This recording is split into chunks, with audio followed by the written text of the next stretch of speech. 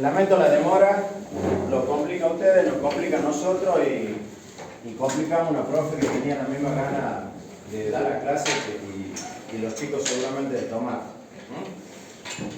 Lo daremos un poquitito más rápido. Este es un tema muy conceptual pero muy importante porque después de esto viene inflación y ustedes saben que el tema de inflación es un tema de actualidad. Pero la inflación en la Argentina obviamente está vinculada a las cantidades de dinero. Nosotros vamos a ver algún tipo de situaciones. Primero vamos a ver básicamente de dónde sale la idea, el concepto, un poquitito de historia económica, algunas cosas que muestran, a ver, quizás con algún grado de curiosidad para ustedes, pero que les permite comprender mucho mejor la naturaleza del dinero. Desde sus orígenes hasta una de las tantas criptomonedas o cryptocurrency, como les dicen los ingleses, que es el Bitcoin. Yo inclusive antes de venir para acá, tipo 3:30 de la tarde, pero lo puedo pedir a alguno de ustedes, vi cuál era la cotización del Bitcoin en tiempo real. Que ustedes la puedan ver en tiempo real y además para que vean con claridad la fluctuación que tiene ese tipo de criptomonedas y algunos aspectos negativos que tienen esas monedas que muchas veces no se tienen en cuenta, básicamente con cuestiones de carácter ecológico, es que hice esa toma de pantalla, debe haber sido las 15:40 de la tarde, en donde ven no solamente cuánto cotizaba a esa hora en tiempo real, sino cuánto cotizó el último año y cuáles han sido sus fluctuaciones. Arranquemos. Esta es la clase de hoy. ¿Pueden leerlo fuerte? Fuerte. Perdón. Esto. Los objetivos de la clase. Fuerte. Objetivos de la clase. Comprenda el concepto de dinero y conozca las funciones que desempeñan. Diferencien los distintos tipos de dinero que han existido en el pasado y existen en la actualidad. Conozca el concepto de demanda de dinero por parte de los individuos. Comprenda el concepto de base monetaria y conozca las fuentes de creación de esto. Entienda el proceso de creación del dinero secundario por parte de los bancos privados. Conozca el concepto de oferta monetaria distinguiendo sus componentes. Conozca el concepto de demanda de dinero. Comprenda el funcionamiento del mercado de dinero y el mecanismo de determinación del tipo de interés. Conozca las criptomonedas y sus características. Bueno, te voy a hacer una opinión nomás. Lee más seguido y lee fuerte. Yo ya se lo dije el primer día. Uno de los grandes problemas que tienen los ingenieros, no digo los ingenieros, quizás todos, yo tengo un hijo que estudia abogacía, los dictámenes que hace son incomprensibles. Tanto es así que hoy jueces y abogados hacen cursos para que sean comprensibles sus sentencias para el público común. Ustedes mucho más, porque ustedes tienen que hacer informes técnicos con mucha precisión. Y el lenguaje formal es una gran necesidad de los ingenieros. Y eso se aprende no viendo libros de ingeniería. Se aprende yendo al teatro, se aprende leyendo literatura, se aprende leyendo mucho. Y además, creo que se lo dije a ustedes durante el primer cuatrimestre, cuando uno lee y escribe, logra dos cosas. Primero, articular conceptos. Por lo tanto, después de que vos lees y escribís, hablas mejor. Pero sobre todo, tener una comprensión más profunda de cada uno de los temas.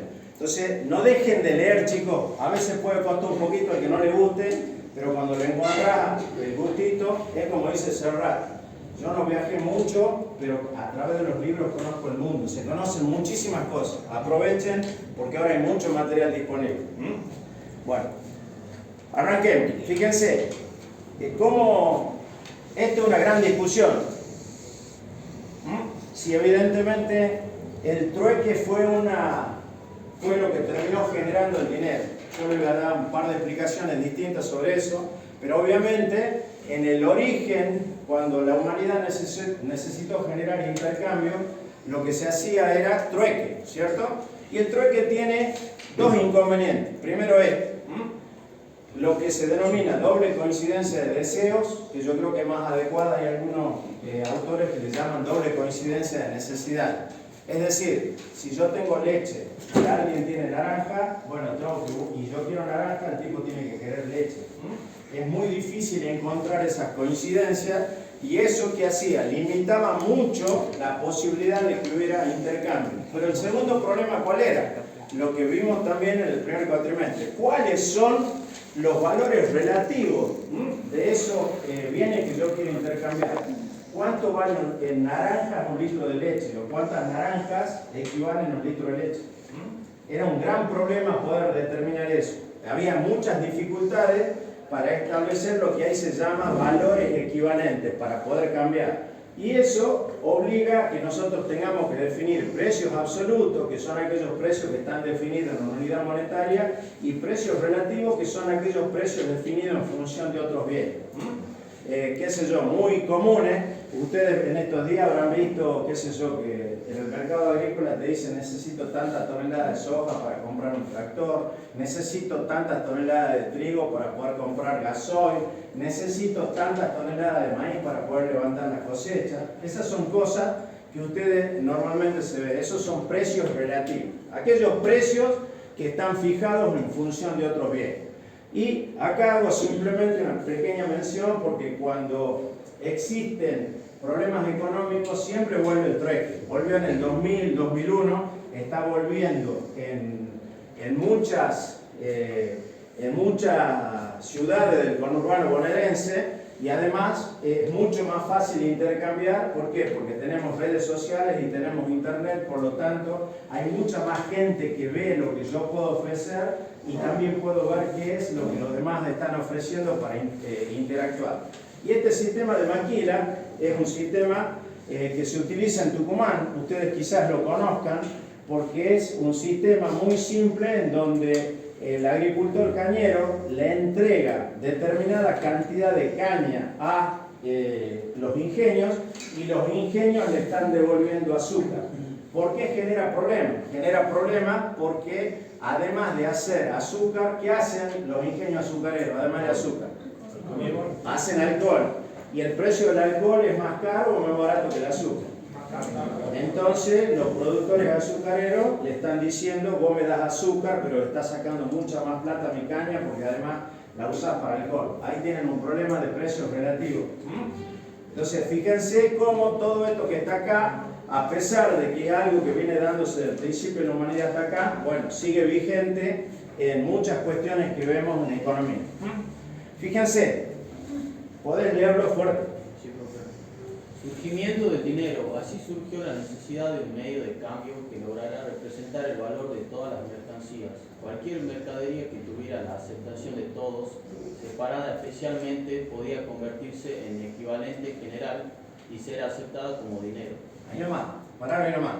¿Eso qué significó? Que para evitar este problema de la doble coincidencia de los deseos, y para evitar el problema también grave de los precios relativos, bueno, existía la necesidad que hubiera algo que de alguna manera me permitiera a mí intercambiar. Y acá viene una primera disquisición. Hay algunos autores que dicen que la insuficiencia del trueque fue lo que efectivamente generó el origen del dinero. Pero ustedes van a ver también que hay otra opinión, también bien fundada, en donde algunos antropólogos dicen que en las sociedades antiguas no hubo tanto trueque como nosotros acostumbramos a decir, sino que en realidad el dinero hay que entenderlo simplemente como una tabla de cuentas. Y yo les voy a mostrar algunos ejemplos muy antiguos. Es decir, que el dinero, y probablemente el dinero de fuente, digamos, primaria, que es el que emite el Banco Central,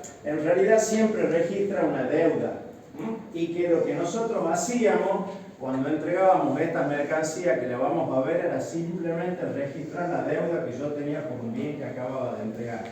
Lo vamos a ver ahora para que ustedes lo vean gráficamente, y van a ver cómo se puede entender ese concepto. En donde ya sí van a ver que hay lo que se llama dinero mercancía, que tiene lo que se denomina un valor intrínseco, es decir, el valor en sí mismo que tiene el bien o la mercancía, separada especialmente, y cuáles son esas características que me permitían intercambiarla como dinero, porque tenía un valor en sí mismo, intrínseco. Pero hay otros que dicen que en realidad lo que hacían era simplemente servir como una tabla de cuentas en función de una deuda que yo adquiría cuando tomaba determinado producto. Lo vamos a ver con detalle a eso para que ustedes empiecen a entender cuál es la naturaleza del dinero, que a veces nos cuesta mucho entender. Fíjense, acá tienen algunas de las mercancías que se utilizaron como dinero. Si ustedes ven, es más, hasta hace poquito se afirmaba que en Estados Unidos había tenido más duración el té como moneda que el dólar.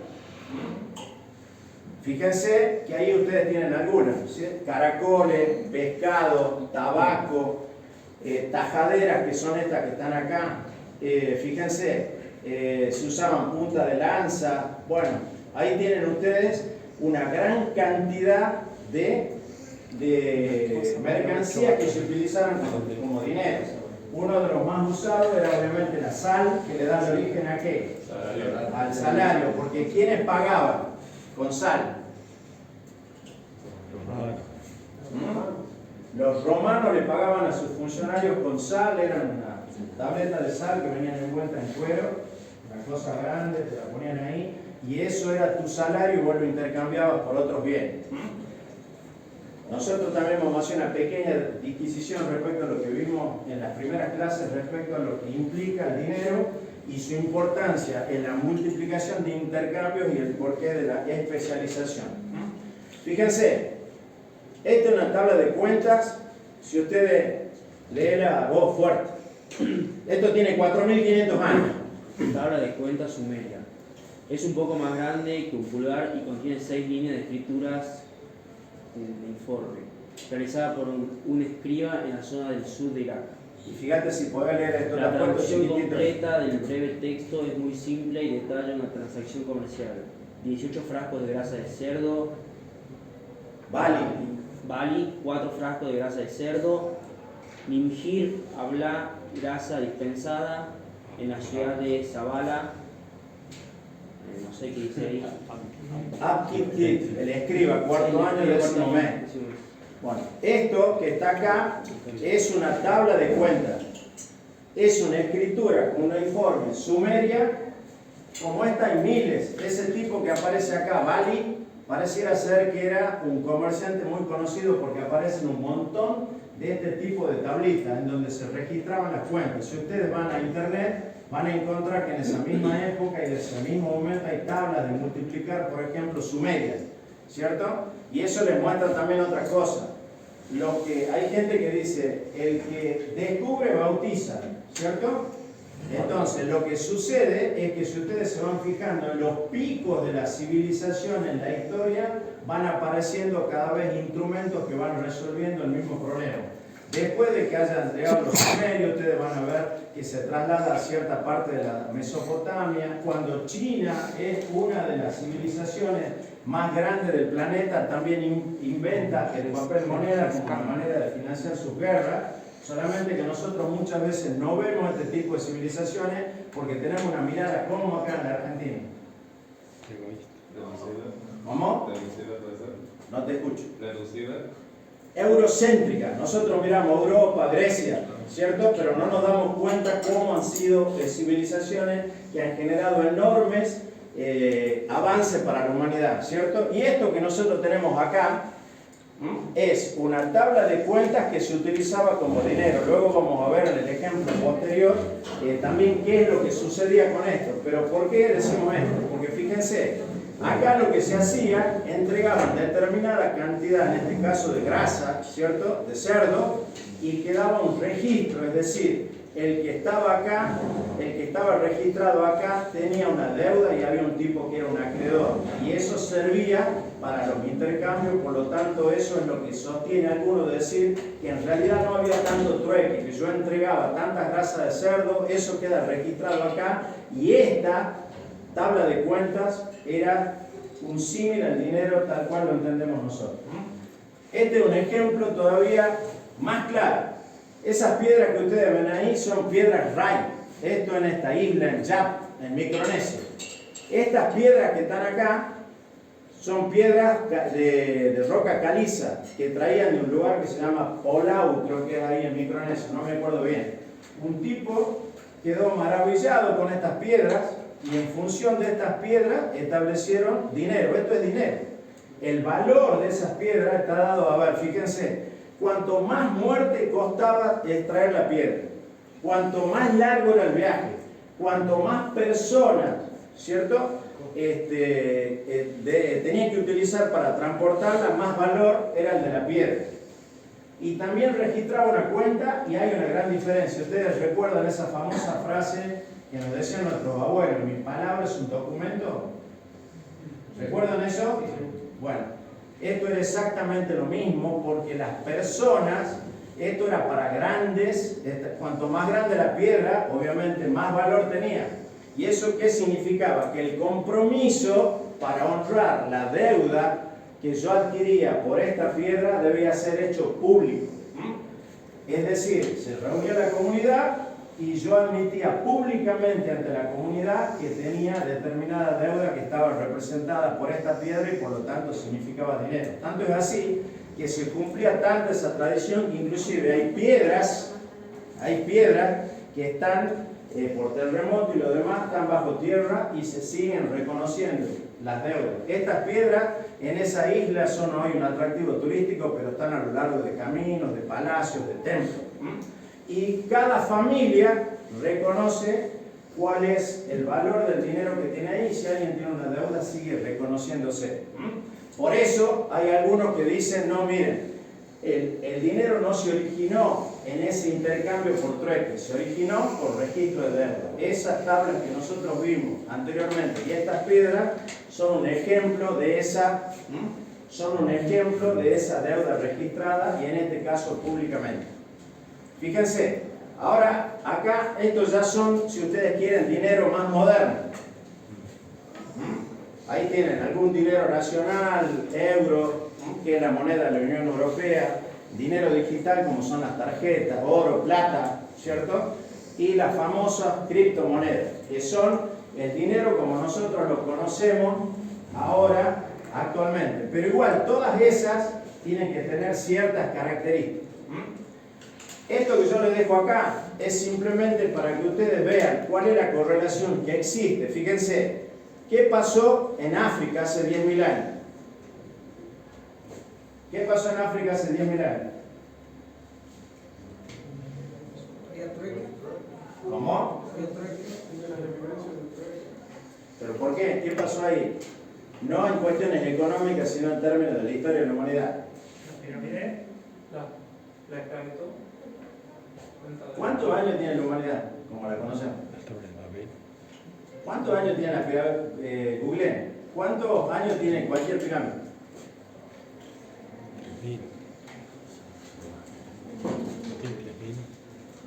No, creo que los 8 mil está estableciendo la civilización.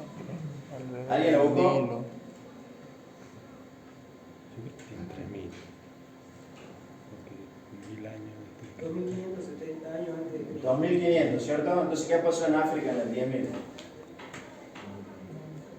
¿De qué época es Lucy? La primera primata identificada como humana. 200.000 años. No. Nosotros somos un instante, Lucy entre los un momentito en la historia de... mujer. 3,18 millones de años. ¿Quién? ¿Lucy? ¿Seguro? ¿Seguro? Sí. Bueno, Según esto, fíjate, pone 10.000 años África. Campeón de la. No es lo que hizo que de Homero que dice lo que la música es. Otro que busque cuándo se extinguieron los mamuts. Uno que La busque. era del hielo. Dicen era del hielo. ¿O no? inicio del Mesolítico. ¿Que viene hace cuándo? La última. A ver. Hace 10.000 años. Hace. Hace 10.000 años. Se le metió la capa de hielo. Mamut, ¿cierto? ¿Quiénes extinguieron el mamut? Porque ahí están las primeras evidencias de civilización humana y por lo tanto ahí están la primera necesidad de intercambio. Lo que ustedes van a ver acá, por ejemplo, si ustedes se fijan, yo les decía, 4.500 años tabla sumeria, ¿no es cierto? Sumeria estaba acá, en la Mesopotamia. Cada uno de los puntos en donde una civilización descollaba sobre la otra generaba impactos económicos. Cuando nosotros les decimos a ustedes, miren, la economía ustedes no pueden mirarla fuera de lo que son fenómenos económicos, sociales, políticos, culturales, bueno, ahí tiene una prueba evidente, ¿cierto? Estas piedras que ustedes acaban de ver tienen 600, 700, algunos dicen han encontrado piedras de 800 años, esas que están ahí. Y pasó otra cosa. ¿Qué creen que pasó con esas piedras cuando llegó la civilización? Se fueron saqueando. ¿Qué creen que puede haber pasado? A ver, ustedes imaginen lo siguiente, ¿cierto? Las piedras. Había que transportarlas a una civilización que no tenía ningún tipo de nivel de industrialización. De repente llega un explorador inglés que viene con toda la revolución inglesa, la industrial inglesa. ¿Qué puede haber sucedido? Mejor el valor esa. ¿Cómo? Mejor de tener valor esa piedra. ¿Por qué? Porque él es otra moneda, digamos. No, la misma moneda. Había metal que era más fácil. ¿Por qué? ¿Por qué era más fácil?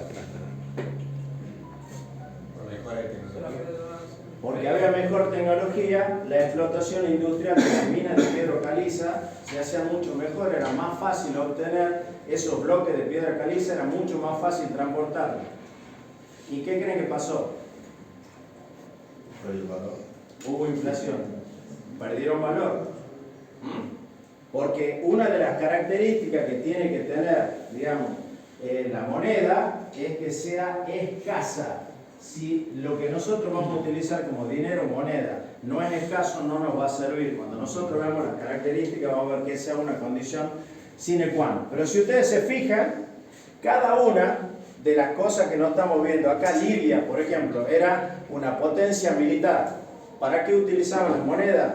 Entre otras cosas, hasta para las dotes. Había una particularidad en la sociedad, sus costumbres eran bastante liberales, pero tenían que entregar una dote para casar a las hijas. Las mujeres se prostituían y cobraban en moneda de oro y plata para poder pagar esa dote. Fíjense, siglo IX, pico de la civilización china. Se inventa el papel moneda, ¿para qué? Para financiar las guerras en ese momento del emperador, ¿cierto? Y en 1816 se introduce el patrón oro en Inglaterra, que además fue la última potencia que se negó, digamos, a dejar el patrón oro que respaldaba la libra esterlina, pero el patrón oro básicamente se cae en los 70, en lo que fue una gran crisis del petróleo, porque Estados Unidos dejó de respaldar el dólar con el oro. Pero hasta ahí, digamos que se sigue utilizando, solamente que ya no hay estados prácticamente que tengan como patrón oro el respaldo de su moneda. Ahora hay otro tipo de respaldo. Fíjense, acá están las características de la moneda. ¿Alguien lo puede leer fuerte? ¿Pueden leerlo fuerte? ¿Se anima? Fuerte, fuerte. Durabilidad. La gente no aceptará como dinero. Perdón, disculpa. La gente no aceptará como dinero algo que se deteriore en poco tiempo. Estabilidad. La gente no aceptará como dinero una mercancía que necesite para mantener su valor. La obligación de realizar gastos excesivos. En el transporte, ¿se entiende? ¿Cierto? Sí, tiene que ser medianamente liviano, porque si no es debidamente liviano me va a costar muchísimo transportar. Ese era uno grande de los problemas con la sal, por ejemplo, ¿no? O las especies. Transportabilidad. Si la gente ha de transportar grandes cantidades de dinero, la mercancía utilizada debe tener un valor elevado respecto a su peso, de manera que se pueda transportar con facilidad. Divisibilidad.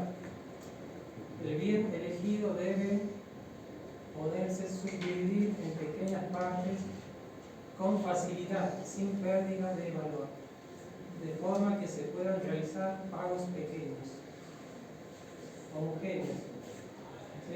Esta propiedad implica que cualquier unidad del bien en cuestión debe ser exactamente igual a las demás, ya que si no, los intercambios serían muy difíciles. de oferta limitada. Cualquier mercancía que no tenga una oferta limitada no tendrá un valor económico, debido a que las pocas mercancías podrían cumplir con esta lista de requisitos y así servir como dinero. Rápidamente, los metales preciosos, el oro y la plata, comenzaron a ser utilizados y aceptados como medio de pago. De esta manera se evolucionó hacia el dinero metálico. ¿Está claro esto? Cualquier dinero incluido, y después lo vamos a ver cuando veamos lo que son las criptomonedas, tiene que cumplir con estas características. ¿Cuánto pesa la criptomoneda? Si no cumple con estas características, no va a servir como dinero cuando nosotros veamos cuáles son las funciones del dinero. Pero está claro eso, creo que no requiere mayor explicación. ¿Estamos? ¿O hay alguna duda? Sigamos, fíjense. Ahora volvemos. Dinero mercancía. Se denomina como tal cuando el dinero toma la forma de la mercancía con un valor intrínseco. El patrón oro, obviamente el oro tiene un valor por sí mismo. El oro puede tomar determinado valor, pero puede servirse para hacer una joya o simplemente el oro tal. A ver, ustedes saben también que el oro hoy se utiliza como una reserva de valor. Mucha gente en estos momentos de enorme incertidumbre está adquiriendo reservas en oro. Se adquieren en Londres básicamente, en donde está el mercado mundial más grande del oro. ¿Cuál es el problema que a veces también tiene el oro? Que su valor también puede bajar si es que hubiera descubrimiento de yacimientos, como en algunos casos y durante la historia pasada.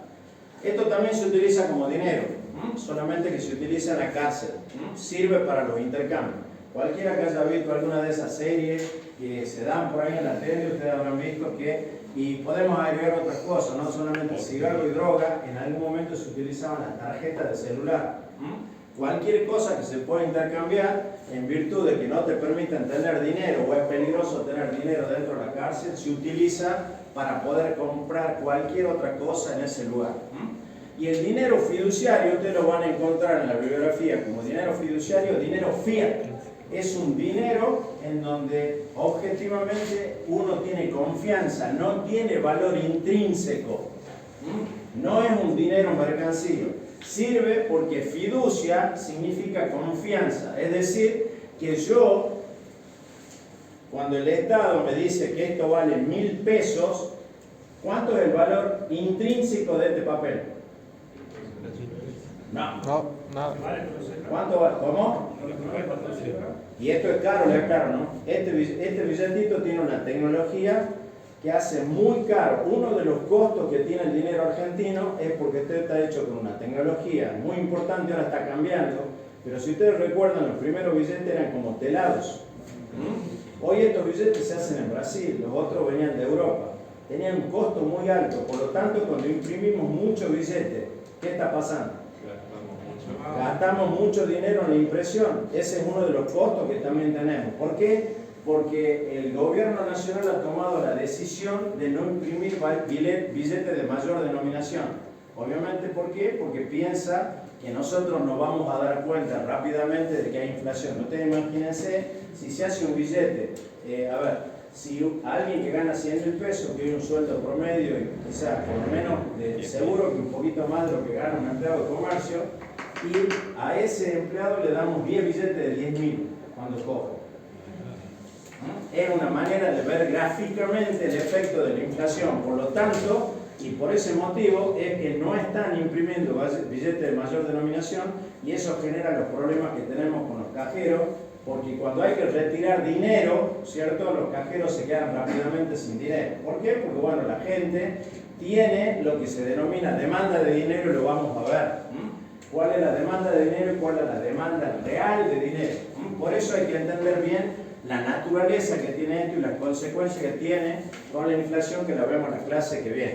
Entonces, fíjense, esto que no tiene un valor intrínseco, un papel que puede valer 50 pesos, 40, no vale más que eso, pero yo creo, confío en que vale 1.000 pesos y cuando alguien me lo paga, yo estoy convencido que voy a poder comprar con este billete mercancías y bienes por un valor de 1.000 pesos, que es la denominación, ¿cierto? Obviamente, ¿esto qué significa?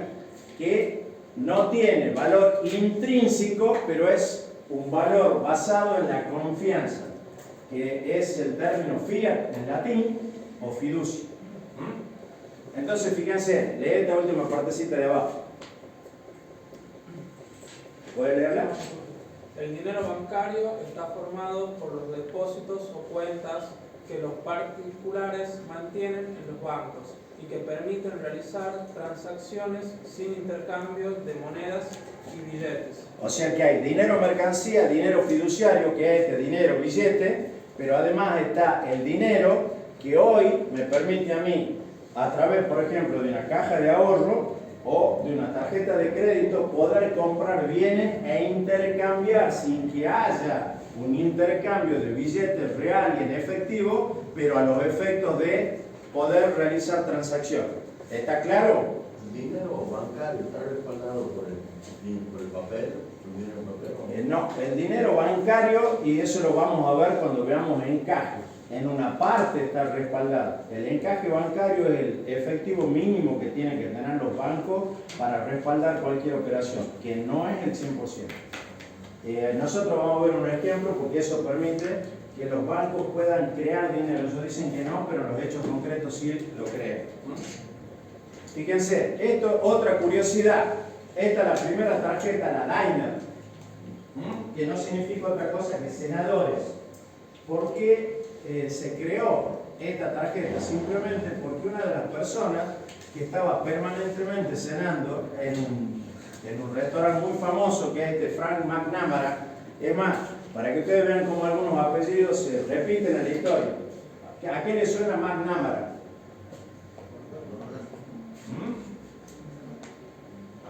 ¿Quién es McNamara? Fue el secretario de Estado norteamericano durante la Guerra de Vietnam. Porque también, así como pasa en Argentina, en muchos otros países hay personas y familias, así como Carlos Kennedy allá, bueno, también acá hay una serie de apellidos que están permanentemente tomando decisiones en la Argentina. Pero en este caso puntual, Frank McNamara se olvidó el dinero. Y cuando iba a pagar, bueno, obviamente sintió una sensación de vergüenza. Entonces decidió inicialmente, el dueño del restaurante, que le iba a dar una tarjeta para que aquellas personas que habitualmente iban al lugar pudieran pagar. Y luego de eso, a alguien se le ocurrió que sería muy bueno extender eso para cualquier otro tipo de transacción. Y ahí, en la década del 50, surgió Daimler, tal cual la conocemos. Hoy no es la más importante, las más importantes son Visa y Mastercard. Pero en ese momento fue el origen de la tarjetita de crédito, tal cual la conocemos nosotros. Lo pongo simplemente para que ustedes vean cómo de una cuestión social y cultural, obviamente, hay algo que tiene impacto económico. Estas son monedas tucumanas. Las puse porque muchas veces nosotros creemos que acá hay cosas que no pasan, pero sí pasan. Estas son monedas tucumanas. Fíjense, esta era, por acá hay moneda de San Pablo, del ingenio San Pablo, de Lule, de San Pablo, creo que era un almacén que había en San Pedro de Corralado, del ingenio San Juan, acá cerquita. Y ahí obviamente, ¿qué hacían? Daban dinero por una razón muy simple, porque ese dinero, ¿dónde tenía validez? Únicamente en el ingenio. Entonces a la gente no solamente le explotaban con el salario, sino que además le cobraban caro lo que le vendían, ganaban por dos lados.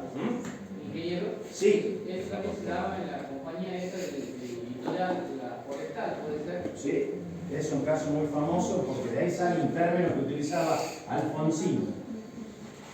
Cuando se lo decía a la burócrata del sindicalismo argentino, le decía, ¿qué le decía? A ver si te acordás. Sí. Capanga. Capanga era el capataz en guaraní de los obreros de la forestal, que obviamente era una compañía inglesa que sacaba tanino del quebracho. Era muy contaminante, pero vendían muchísimo y tenían explotado a sus obreros en ese lugar. Pero también, entre otras cosas, tiraban su propia moneda. Y acá, fíjense que hay, a ver si podés leer a partir de acá. Vos podés leer a partir de acá, mirá. ¿Yo? Ahí. Esta circunstancia dio origen en 1558 a la máxima de Sir Thomas Gresham, previamente formulada por Oresmo y Copérnico, y reflejaba en la acumulación secreta del buen dinero romano, según la cual la moneda manda exclusivamente siempre a la buena. Ahí nomás. ¿A qué le llama la atención eso? Fíjense, Oresmo, Copérnico, Grisham. ¿A qué le llama la atención? Si ustedes pudieran tener pesos y pudieran tener dólares, ¿qué harían? ¿Por qué?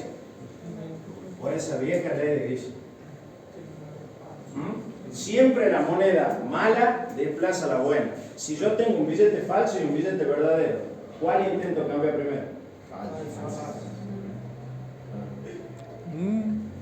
Turbio. Vos deberías dejar los billetitos y usar bueno, no va a seguir tapando gente. Te pusiste en serio, ¿eh? Pero es la ley de Grisham. Lo que haríamos todos es, ¿cierto? Es más, a veces, fíjense que una de las cosas que más ha pasado con este tema de los famosos arbolitos que hay en todos los lugares de la Argentina es que la gente les compra dólares y muchas veces son falsos. O hay que tener mucho cuidado cuando uno vende un bien, un auto, una casa, y te dicen te doy dólares, porque hay que tener mucho cuidado, porque probablemente esté pasando esto. Además, ustedes habrán visto que hay muchas disquisiciones sobre el dólar de cabeza grande, el dólar de cabeza chica, el dólar de tal año, el dólar de tal lugar. Bueno, obviamente todas estas cosas vienen de acá. Pero para que ustedes se fijen, esta es una obra monumental. Es muy divertida. Muy divertida. Hay gente que cree que a veces los libros de historia económica son aburridos. Yo les puedo asegurar que hay algunos que son muy divertidos porque nos muestran la naturaleza humana, que están siempre muy vinculados con las cuestiones económicas y particularmente el dinero.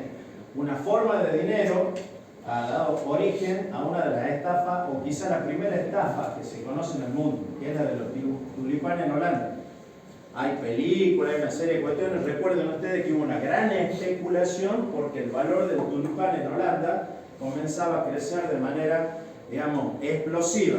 Se hacían muchos intercambios hasta que la burbuja se cayó. El mismo proceso que hemos visto en el crack del 1929 en Estados Unidos, el del 2008, que fue también una burbuja inmobiliaria. Es un libro muy interesante que recoge todas las estafas ocurridas con el dinero prácticamente hasta 1970. Muy lindo libro, por lo menos para mí.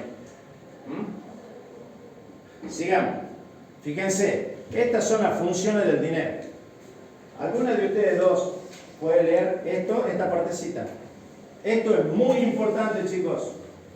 Esto es muy importante. Así que léelo fuerte, lo más fuerte que pueda. Las funciones del dinero son servir como medio de cambio, asignación generalizada en todas las transacciones, como unidad de cuenta, los productos que expresan el dinero, y como depósito de valor, aplazar la transacción, mantener la riqueza. El concepto de dinero no debe confundirse con la riqueza. El dinero es solo una de las formas de mantener la riqueza, pero hay muchas otras. Tampoco debe confundirse el dinero con la renta o el dinero. Básicamente vamos por la última parte. Yo puedo ser una persona rica y no tener dinero. Puedo tener tierras, puedo tener empresas, puedo tener... Muchas veces hay gente que te dice, no, yo tengo un problemita financiero. Y es cierto, tiene una gran riqueza, pero tiene un problema financiero porque en la economía es lo más importante, y se lo he dicho el primer día, son los flujos. Si yo tengo una gran cantidad de riqueza, pero no tengo un flujo que me permita mantener o incrementar la riqueza, estoy en un problema. ¿Eso por qué? Porque obviamente voy a tener que estar gastando mi riqueza para mantener mi nivel de vida, ¿cierto? Entonces, la riqueza tiene muchas formas. Pueden ser acciones, pueden ser propiedades, pueden ser maquinarias, pueden ser empresas, y también puede ser dinero. Pero no hay que confundir. Puede decir, este tipo tiene mucho dinero. Sí, pero no necesariamente puede ser un tipo que tenga riqueza. ¿Por qué? Porque hay que ver el nivel de endeudamiento que tiene ese tipo. Entonces hay que mirar mucho ese tipo de cuestiones. Y esto, fíjense, como medio de cambio se entiende. Si yo tengo pesos y nadie lo quiere recibir, obviamente que no puede servir como dinero. ¿cierto? Como unidad de cuenta, es decir, todos los precios tienen que estar fijados en esa moneda, que es la de libre circulación, y como depósito de valor. Es decir, que tiene que servirme como para qué, para poder resguardar el valor de los bienes que yo quisiera adquirir con esa moneda. Si ustedes se fijan acá, ¿cuáles son las funciones que hoy está cumpliendo el peso? Es decir, como medio de cambio, pero hay un montón de transacciones que se están haciendo en otro tipo de moneda que lamentablemente no son el peso argentino, ¿cierto? Y por lo tanto, tampoco como unidad de cuenta, porque hay precios que se expresan en pesos y hay otros precios, sobre todo los inmobiliarios, que se expresan en dólares. Y como depósito de valor, ni hablemos. Porque si yo tengo 100 pesos hoy, debería decir, bueno, debería servir como depósito de valor dentro de un año. Pero hay gente que compara el peso con una barra de hielo. A medida que va pasando el tiempo, va derritiéndose y cada vez lo tengo más chiquitito. Por lo tanto, recuerden también eso que yo siempre les insisto, una cosa son los valores nominales y otra cosa son los valores reales. ¿Cómo lo vamos a ver con detalle en este ejemplo? Cuando veamos lo que es la demanda de dinero nominal y la demanda de dinero real y cuál es la diferencia. Entonces, fíjense, otras dos cosas que debe estar es que tiene que ser de curso forzoso. Fíjense, todo el mundo tiene que aceptar. Si yo voy a algún lugar y quiero pagar con pesos argentinos y no me los reciben, bueno, obviamente estamos en un problema. ¿Por qué? Porque tampoco está cumpliendo con una de las funciones del dinero. A veces pasa. A veces sucede también, no tanto con el dinero o billete, pero sí sucede con la tarjeta de débito. Uno va a algún lugar, pone la tarjeta de débito y hay tipos que te están cobrando más caro o directamente te dicen, no te recibo la tarjeta de débito. A mí me pasó en las termas poco. Curso legal. El curso legal, fíjense, significa simplemente que el Estado lo va a aceptar para los pagos de los impuestos. Es decir, que yo puedo, en todos los casos, pagar, ¿cierto? Pagar eso, los impuestos con eso. El Estado siempre lo va a aceptar. Y volviendo a esto que está acá, estas monedas tucumanas, hubo algo que ustedes no se deben acordar. Pero ustedes recordarán que hubo un momento en lo que se llamaba cuasimoneda. Nuestra cuasimoneda, porque era una moneda no emitida por privado, luego vamos a ver el detalle de cómo llegamos al oro y la plata, pero básicamente era un bono emitido por el Estado provincial, ¿cierto? ¿Cómo? ¿Así que venía antes? Sí, creo que era así. Sí sé que tenía una leyenda que decía algo así como que el bono ese representaba el federalismo rojo y vibrante, una cosa así. Pero la cuestión es que fue un enorme negociado que, entre otras cosas, algunos se lo atribuyen a algunas cuevas que tenían alguna injerencia al Perón. ¿Por qué? Porque había una diferencia entre el peso nacional y entre el peso con los bonos. ¿Por qué? Obviamente por el respaldo y una demora. Uno iba a comprar con ese bono y te cobraban un 10, un 15% más, a veces un 20% más que con el peso nacional. Entonces, ¿qué hacía eso? Bueno, había gente que te recibían el bono, ¿cierto? Te daban un porcentaje de lo que vos dejabas y luego de alguna forma ellos tenían un arreglo con el Estado provincial que les permitiría recuperar el 100% de lo que vos dejabas. En la diferencia se han hecho fortuna. Es algo que se comentaba mucho, no que se comentaba, que había pruebas evidentes y concretas que sucedía así.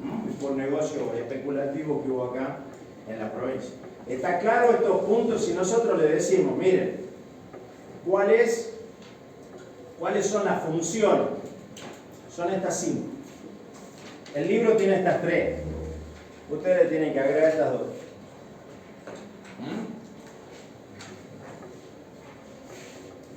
Sigamos. Creación y definición de dinero, ¿cierto?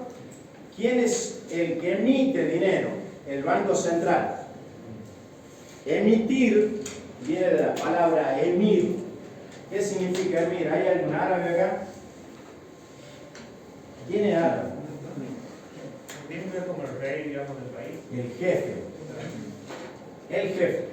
Entonces, quien emite es el jefe, ¿cierto?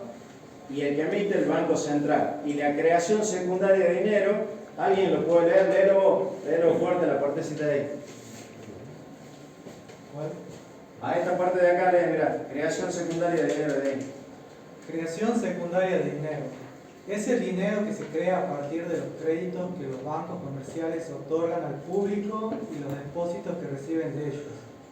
Mediante la creación secundaria, una parte del dinero que una persona deposita en el banco puede ser prestado y estar al mismo tiempo como efectivo en manos del público. Esto yo lo voy a explicar en detalle ahora, a continuación, para que ustedes entiendan qué es lo que es la creación primaria de dinero y qué es lo que es la creación secundaria de dinero y cómo eso facilita los intercambios. Pero mientras tanto, fíjense, el dinero es un conjunto de activos en la economía que las personas regularmente usan para comprar bienes y servicios de otras personas, elemental y básico. Pero además, fíjense que hay activos que son físicos o reales. Esto está en el último capítulo del libro cuando ustedes ven dinero, ¿cierto? Y acá están activos financieros o intangibles, y cuando yo tengo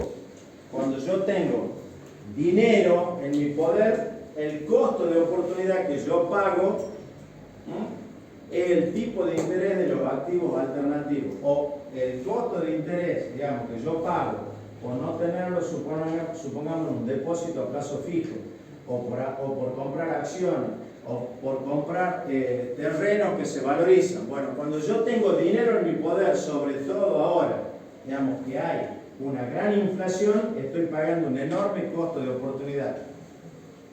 Y nosotros hoy a lo mejor no lo racionalizamos, pero lo sabemos. ¿Por qué? Porque la gente no quiere tener dinero. ¿Por qué? ¿Qué piensa la gente? Que se devalúa, pero sobre todo vos tenés que pensar cuál es el costo de oportunidad que vos pagás de utilizar ese dinero en cualquier otro tipo de oportunidad. Entonces, cuando hoy la gente de ninguna manera va a querer tener una cantidad importante de dinero, porque aunque no lo racionalice, aunque no lo piense, sabe claramente que está perdiendo y está pagando un gran costo de oportunidad por mantener esa cantidad de dinero en su poder. ¿Está claro eso? Si a usted le dicen, ¿cuál es el costo de oportunidad de tener dinero en el bolsillo? Y bueno, básicamente lo que dijimos en las primeras clases. La primera opción, preferida. ¿Cuál sería la primera opción? Me compro un auto, me voy de vacaciones, todo eso estoy pagando un costo de oportunidad. Porque si yo mantengo ese dinero en mi poder, no me va a alcanzar para el viaje, el auto va a aumentar el precio. Eso es lo que la gente percibe claramente. ¿Está claro ese concepto? Fíjense, esto es lo que le llamamos encaje bancario. ¿Qué es el encaje bancario? Es un instrumento que se utiliza para la seguridad del sistema financiero en un país. El ejemplo que yo tengo ahí es el ejemplo del libro, en donde el encaje bancario es muy bajo. En la Argentina, para, por ejemplo, los depósitos a cuenta corriente, que son los que yo puedo retirar en cualquier momento, está en el orden del 32%. O sea, que si hay 100 pesos que yo tengo depositado en una caja de ahorro, el banco tiene que mantener 32. Con el resto puede prestarlo, puede hacer otro tipo de actividad, pero tiene que mantener 32. ¿Por qué? Porque hay que darle seguridad al sistema financiero que en caso de una corrida, obviamente el banco va a tener espalda para poder reponer ese dinero. A medida que el depósito se hace en plazos más largos o tiene otro tipo de garantía, el encaje va disminuyendo. Si yo estoy hablando ya de un depósito a 60 días, baja 25% el encaje. Si es a un año, estaba por abajo del 14%. Y por ejemplo, los depósitos judiciales, que son aquellos depósitos que por cualquier medida judicial el banco debe recibir, ¿cierto? El orden del encaje está en el 7%.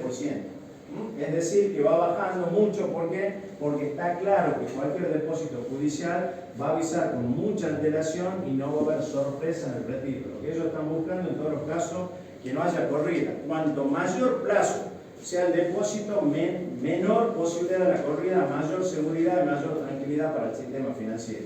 Entonces, esas reservas son el encaje bancario, ¿cierto? Que son, ustedes cómo lo van a ver si ustedes ingresan al Banco Central. Ahí en la página dice efectivo mínimo.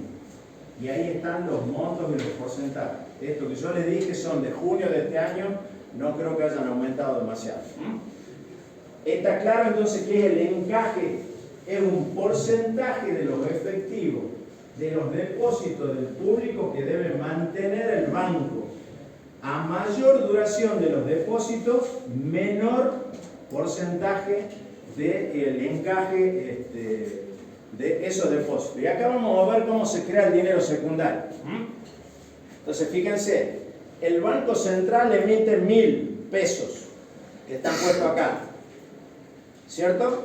Esos 1.000 pesos van a un banco determinado. El banco me los presta a mí, me presta 1.000. Me presta 1.000 a mí o a una empresa, ¿cierto? Normalmente, ¿qué hace uno en esos casos? Se queda y lo toman como promedio con un 20% en el bolsillo o en el depósito de la empresa, ¿cierto? El resto lo vuelve a depositar, o porque lo deposito yo, o porque le pagué, por ejemplo, que si yo voy a comprar un auto,